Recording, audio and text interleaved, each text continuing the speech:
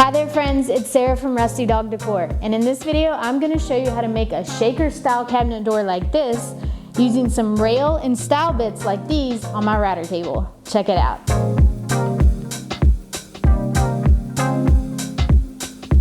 So I'm guessing if you're watching this video right now, you've built something that needs a door, huh?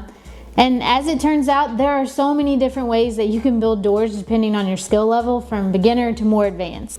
Now, when I first got into woodworking as a hobby, the only way I could think to make doors was using pocket hole screws. And while that worked fine for me at the time, as I got a little bit more advanced in my building, I wanted to find a way that I could make doors without having to use screws or have those pocket holes showing on the back side of the door. So I did a little bit of research, and what I found is that I could make shaker style cabinet doors using my router table using some of these rail and stile router bits. Now these bits can really help you make some nice looking cabinet doors. I bought this set off Amazon for about 40 bucks, and while they do make some nicer quality ones that you can get from places like Rockler or other sites online, I didn't want to invest too much money in the beginning with these, and so far I haven't had any issues with them.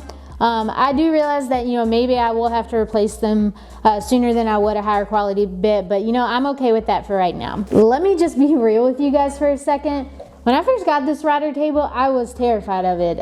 It scared me, the thought of even using it. But as I got more and more advanced in my woodworking, I kind of realized that using a router and using a router table is really what can step your pieces up to the next level. So I just had to become more comfortable with it, take things slow, make sure I was being as safe as possible, and then I just got more and more comfortable. But I think it is also important that I still am a little bit scared of this thing, and I think that's a great thing because you should never get too comfortable with your tools, especially tools as powerful as this. Now, initially for me, the process of getting these bits dialed in and making these cabinet doors using these bits seemed extremely complicated to me. And I'm not gonna lie, the first few doors I made were terrible.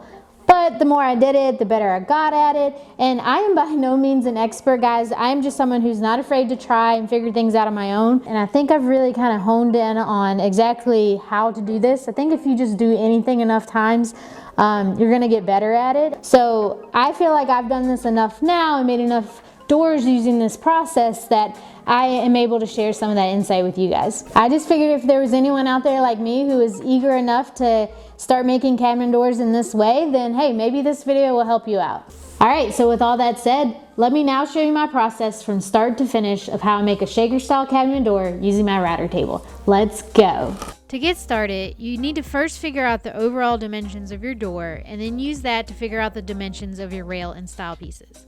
Let me show you the dimensions of the door that I just built to demonstrate how to figure out the measurements for each of these pieces. For starters, how do you know which piece is your rail and which piece is your stile?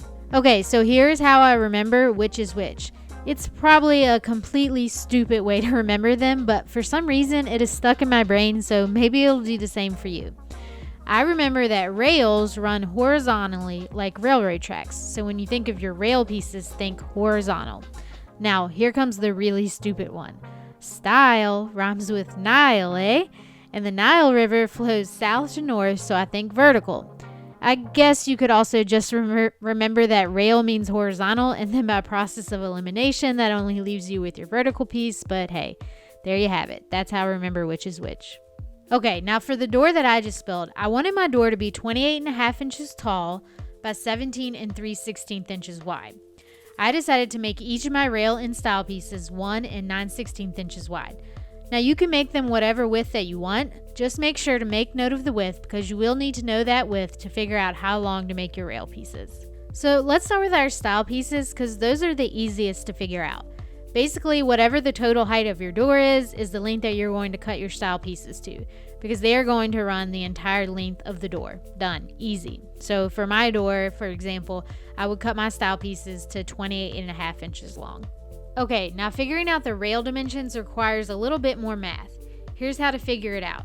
You take the total width of your door, then you want to subtract from that the combined width of each of your stile pieces. So in my example, we would basically add up the width of both of our stile pieces, so 1 9/16 inches times 2 gives us 3 1/8 inches. So I want to subtract 3 1/8 inch from my total door width of 17 3/16 inches. and that's going to give me 14 and 9/16 inches. Now that number is going to be the width of your opening, and that's all that you will visually see of your rail pieces. But what your rail router bit does is it cuts out a tongue on each of your rail pieces that will fit inside of a groove on your stile pieces. You'll see what I mean later, but for now just remember that we will need to account for the extra width of that tongue on our rail pieces. The tongue on each side is 3/8 inches, so if we multiply that times 2, since we have a tongue on each side, then that gives us a total of 3/4 inches. Now remember that number we got before of 14 and 9/16 inches? We need to add 3/4 inches to that number, and that will give us the final dimension of the length we need to cut each of our rail pieces to. Are you still with me now? It seemed really complicated for me to figure all of that out for the first time, but once I started to do it more and more, I just sort of started to remember the process and it became much easier.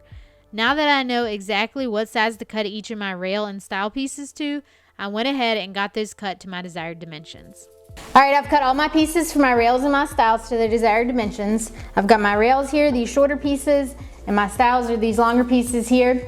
And now my next step is I want to go ahead and set up my first bit in my router table. Now I like to run my rail pieces through first, that way I can use that when it comes time to set up my bit for a stile later. So for starters, what I like to do is I like to find the best looking side of my rail pieces, and these look pretty good on both sides. I'll just go ahead and pick whichever one that I want to be my front, and then I'll make sure I have my front side face down, and on the back side I'll take some painter's tape and put that on the back side of my rail pieces. And then I'll also just like to write on there that this is a rail, just to help keep things straight when it comes time to running through all the pieces. Now another reason I like to put the painter's tape on the back side of my pieces is that when I'm running these pieces through the router table, you want to have the face side down. So having the tape on the back side helps me remember that if I can see the tape, that means that my front face is facing down, and that way I make sure that I'm running all my pieces through correctly. Alright, now it's time to set up my bit in the router table. And since I'm going to be running my rails through first, I need to make sure that I set up my rail router bit first. So I've got both of my bits here, and how do you know which one is for your rails? When looking at your bits, your rail bit is going to be the one that has a ball bearing in between two cutters. Once I have my rail bits sorted out, I like to take a permanent marker and mark each one with an R for rail and S for stile to keep them straight in the future. Alright, what I want to do now is I want to take one of my rail pieces and I want to measure down 1/8 inch from the top and make a mark. So I've got my combination square set to 1/8 inch here. Okay, just to get real with you guys, running these rail pieces through the router table can be pretty dangerous. There's a pretty big risk of kickback with these pieces, and that's no way no. So one tool that I found that helps with that a lot is something like this coping sled that I picked up from Rockler. Now, one of the best things about this sled is that it has a lot of ways that you can clamp your piece in place. That way when you're running it through, it's not going to kick back a piece at you, which is definitely not what you want. So there's lots of ways that you can clamp your piece down, keep it secure while you're running it through. And then also you have these handles here that you can run it through and make sure that you're keeping your fingers as far away from the router bit as possible. So this is a great tool, and if you are going to be running these rail pieces through the router table, this is something that I would highly recommend using. They have other brands, I'm sure, of these coping sleds. You could also even probably make a jig of your own. Just something that makes sure that you can clamp it in place and you're not as at great of a risk of getting that kickback. Okay, so if you are going to use a coping sled to run your rail pieces through, which I highly recommend again, then the next step is very important to remember. And I say that because it's one that I seem to forget all of the time. So let me help you learn from my mistakes. Make sure that when it comes time to set the height of your router bit, you have your rail piece clamped down in your coping sled, and then use that to set the height of your router table. Now, because that's going to add, a good amount of height to your piece, and I always in the past seem to just set the height of my bit according to this without factoring in the fact that it is going to be in the sled, which is going to make it be much higher than that. So if you're going to be using a coping sled, make sure that you have your rail piece in the coping sled and use that to set the height of your router bit when it comes time to setting up the bit. You want to make sure that you line the bottom of the top cutter with your 1/8 inch mark. All right, the next step is to get our fence set up so that we can control the depth of our cut. And how I do that is I just take a straight edge like I have here, and I place it right on this ball bearing that's in the middle here, so it's just set up right on that ball bearing, and then I just move my fence until it's lined up flush on both of my sides and to where I can see that it's still touching that ball bearing.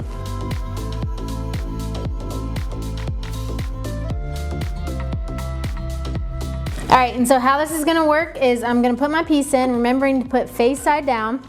Remember, I got my blue tape there, so that's gonna help me remember that I want the blue tape facing me.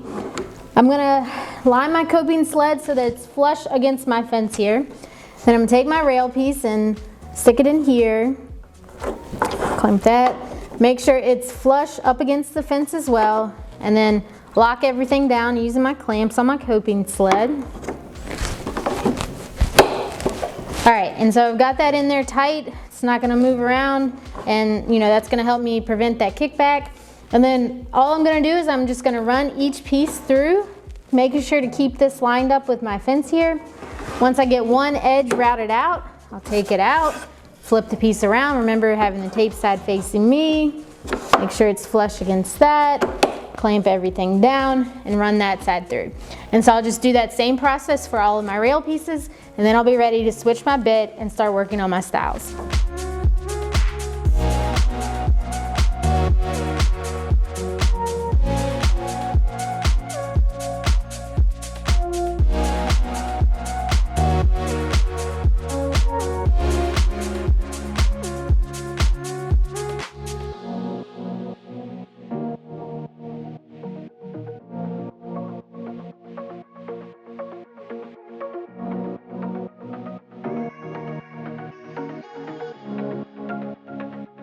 After running my rail pieces through, I'm left with the tongue on each end of my piece. There's also usually some tear out, so I take a knife or sandpaper and knock all of that down to make sure that I get a good fit when it comes time for assembly.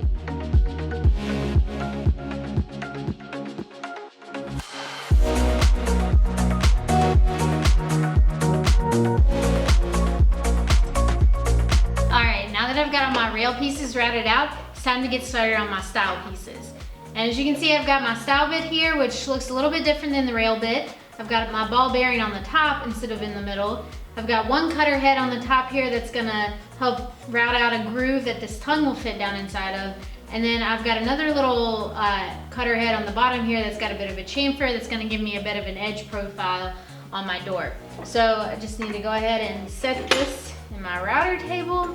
And now, remember when I said I like to run my rail pieces through first? Well, the reason for that is I like to then use a routed out rail piece to line up the height of my stile bit. And I just take my piece with my tape side up, remember, face side down, tape facing me, and then I just use that piece to line up my bit with the tongue on my rail piece. And then once I get that locked in place, that'll ensure that I have a groove that's gonna exactly line up with this tongue piece that I have on my rails. So I just need to get this bit locked in and then get my fence set up so that we can start running our stile pieces through.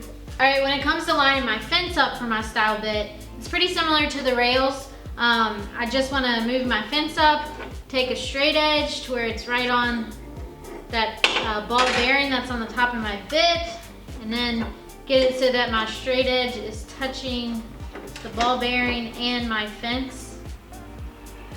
And there we go. And then just make sure it's even on each side. Once I get it where I want it, I will lock it in place and start working on adding my feather boards. When you're running your stile pieces through, it's a good idea to use some feather boards.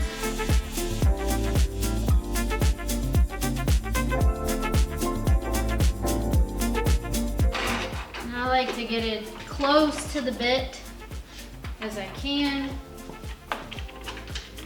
And then tighten it enough so that it's not gonna pop up, but not too tight to where you can't move it. See, that was a little too tight to where I couldn't slide it freely. So just tight enough to where it's gonna hold the piece down, but not too tight to where you can't move the piece through.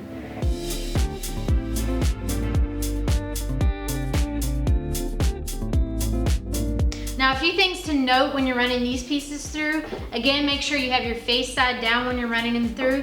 And I also like to see if I have any sort of knots or anything on my edges. Since this will be routing out a groove on these edges, I like to just try to avoid those knots. Sometimes running knots through a router table can be kind of treacherous, so I like to make note of that and avoid it. Maybe if I have to run it through on the other edge. Sometimes it's unavoidable, but if you can't avoid it, I would recommend to do so. So pretty much all that's left to do is I just need to run all of my pieces through, keeping it flush against my fence, making sure I've got my feather board just to hold it down.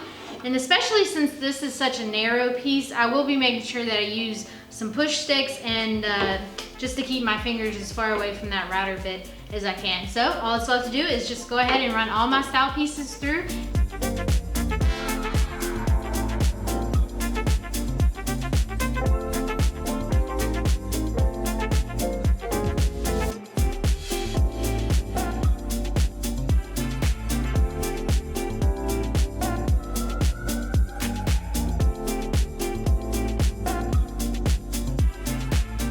It's important to remember that you also need to run one side of your rail pieces through as well to create that groove for your 1/4 inch center panel to fit inside of.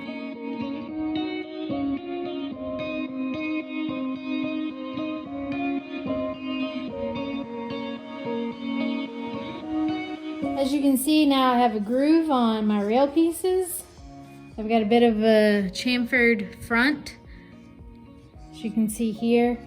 And then same sort of thing on my stile pieces. I've got my groove that my tongue for my rail will fit into, as well as a bit of a chamfer on the front edge. So now all that's left to do is to get it assembled. All right, it's time to start assembling my door together. So I take my rail and my stile pieces that I have and get those lined up. Remember, your rails are horizontal pieces. I've got my tape on my back sides, so I know how to orient them. Stiles on my vertical pieces. All right, that looks good to me. So I've got my rail and stiles here. I've also cut to size a panel that's gonna go in the middle here. And if you wanna figure out exactly what dimension you need to cut the center panel to, a good way to do that is to take whatever your width or length of your rail piece is. You're gonna wanna, that's gonna be the width of your center panel, because your panel is gonna come all the way basically to the edge. So I take whatever length this is, and then I subtract maybe a 1/16 of an inch, just to make sure I've got enough play there. So that's gonna be the width of your center panel. And now to figure out the height of your center panel, you basically just wanna take and kind of do a dry fit of your door and see whatever your opening is. And then whatever your opening is, you've got about 3/8 of an inch of a groove. So that's pretty much the depth of this groove here. And so you know that whatever your opening height is, you want to add 3/8 of an inch to that on each side. So 3/8 plus 3/8 is 3/4 of an inch. So I take whatever my opening is once I've dry fit my door together, and then I add 3/4 of an inch to that opening, which should give me close to what I need in my height. And then, like I said before, with my rails, I subtract about a 1/16 of an inch just to make sure that I'm not too long. And that way I've got enough wiggle room for these pieces. So basically, once you get that cut to size, all that's left is just to go ahead and assemble these. You know, I'm just gonna use glue on my tongues here, and then a little bit in these grooves here, and then clamp it up. I usually leave them clamped up overnight, but you could do it for a less amount of time than that. And then the nice thing is that once you have it glued up and you've left it clamped up long enough, then that joint is going to be strong enough. You don't need to add any nails or screws. So it's kind of nice that you don't have to worry about any sort of hardware. So I'm gonna go ahead and work on getting these assembled. Just a little side note, the center panel I was using here had a bit of a bow to it because it was just some scrap I found lying around my shop, and since this cabinet door is just going to be used for a cabinet that's in my shop, I was okay with that. But the flatter your center panel is, the better your door is going to be, so just make sure to make note of that when it comes time to choosing your material. Well, there you have it, guys. That's how I make a shaker style cabinet door using my router table. What do you think? It's not too bad, right? I think you could do it. And that's gonna wrap up this video, friends. Thank you so much for watching. If you'd like to help my channel grow, make sure to hit those like and subscribe buttons. I would really appreciate it. And with that said, I'll see you guys for my next video. Bye.